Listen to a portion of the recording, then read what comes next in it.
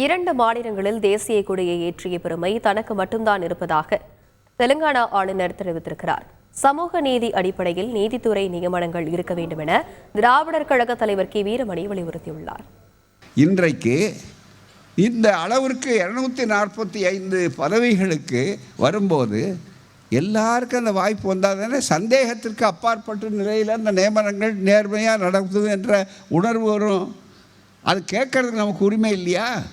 சட்டப்படி இடஒதுக்கீடு சமூக நீதி என்பது சலுகை அல்ல. மிகுந்த அன்போடு மரியாதையோடு உயர்நீதிமன்ற தலைமை நீதிபதி அவர்களுக்கு மீண்டும் நினைவூட்டுகிறோம். எனவே இன்னும் காலதாமதமாகலை. இப்போ என்ன அவசர வழக்குன்னா வீட்டில் 12 மணிக்கு மேலே நேற்று கூப்பிட்டு பேசலையா? அது எத்தனை நடக்கிறாங்க, அந்த வாய்ப்புகள் வச்சுருக்காங்கல்ல. ஆகவே தான் எடுத்து சொல்லுகின்றோம்.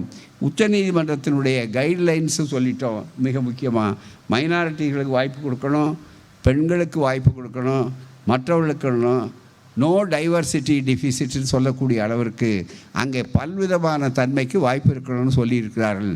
எனவே நீங்கள் எங்களுக்காக செய்ய வேண்டாம், உச்சநீதிமன்றத்தினுடைய கைட்லைன்ஸை ஃபாலோ பண்ணுங்க, அதை பின்பற்றுங்க, அதை செயல்படுத்துங்க. செய்திகளை உடனுக்குடன் தெரிந்து கொள்ள உடனே சப்ஸ்கிரைப் பண்ணுங்க.